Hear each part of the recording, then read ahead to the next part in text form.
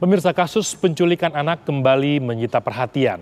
Kali ini pelaku menyasar di 3 wilayah, yakni Jakarta, Bogor, dan Tangerang. Sempat mengaku sebagai napi teroris, tapi nyatanya si pelaku juga membuat cabul terhadap korban yang diculiknya. Lalu bagaimana kasus ini agar dapat menjadi pelajaran bagi orang tua ke depan? Simak selengkapnya dalam ulasan khas Ragam Perkara berikut ini.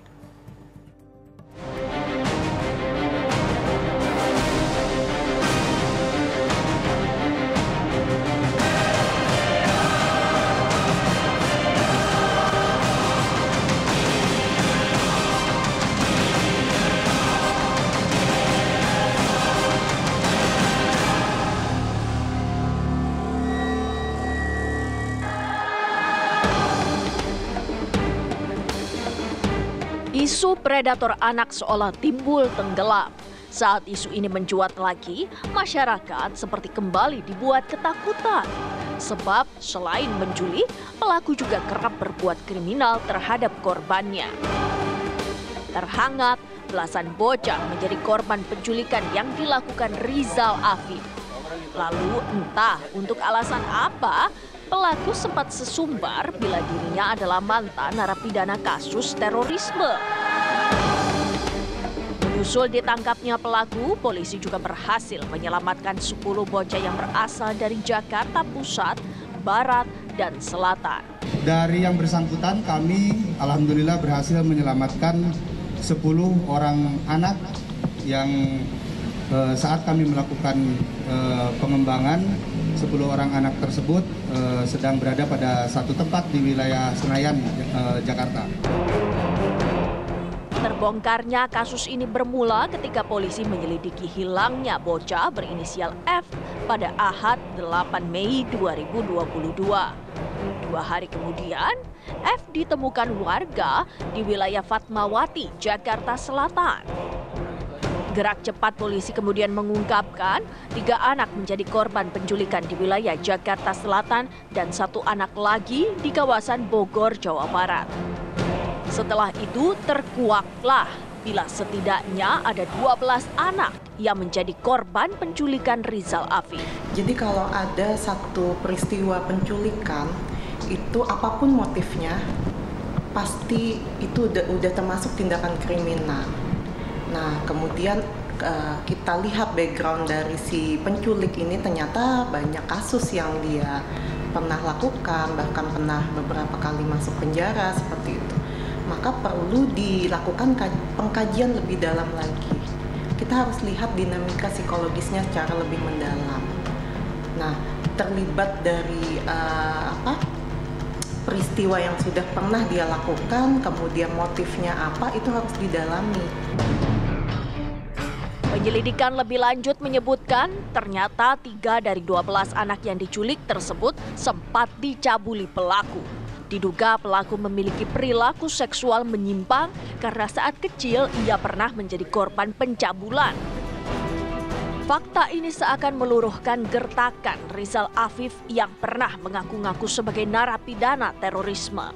Sampai-sampai ketika itu beredar rumor bila korban-korban penculikan tersebut akan dicekoki paham-paham radikalisme yang ujung-ujungnya menjadikan anak-anak ini sebagai martir demi kepentingan kelompok radikal. Berdasarkan pengakuan tersangka, dari 12 anak yang diculik dalam rentang waktu dari awal bulan suci Ramadan, itu ada total 12 anak yang diculik.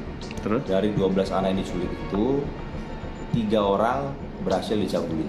Apakah hanya semata-mata aspek menghilangkan anak dari lingkungan keluarganya, atau ada aspek lain? Misalnya adalah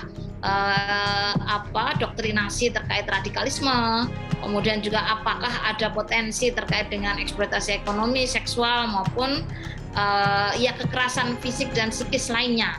Ini tentu harus didalami secara utuh, terutama dengan mempertimbangkan kondisi korban dengan visum, juga analisis assessment terhadap kondisi psikologis anak. Rekam jejak kriminal Rizal Afif semakin tersibak.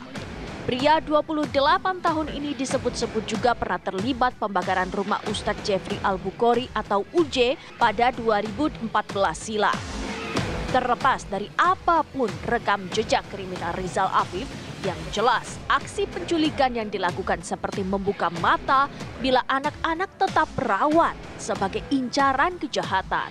Sebenarnya penculikan ada, jatahnya tidak terlalu besar, tetapi kadang-kadang penculikan ini motifnya beragam, mulai dari sebenarnya orang tua kandung yang sedang berebut, kemudian ada juga anak tidak lebih dari 50 lah ya, anak yang kemudian memang diambil kadang-kadang untuk mengemis begitu ya, kadang-kadang juga ada motif psikologis tertentu gitu membawa anak. Kalau di kasus-kasus pelibatan anak dalam kasus tindak pidana terorisme dia tidak sampai penculik seperti itu ya, tetapi dengan pendekatan yang memang kemudian mengajak mereka begitu, pendekatannya lebih ke persuasif. Pastinya peran orang tua sangat penting ya dalam hal menjaga, mengawasi anak-anak bermain di mana, dengan siapa, itu orang tua harus tahu. Jadi untuk anak-anak korban penculikan ini memang sangat-sangat membutuhkan pendampingan secara psikologis. Meskipun misalnya mereka terlihat biasa-biasa saja, tidak ada tanda-tanda trauma mungkin, atau terlihat santai-santai saja, tapi tetap mereka membutuhkan pendampingan psikologis.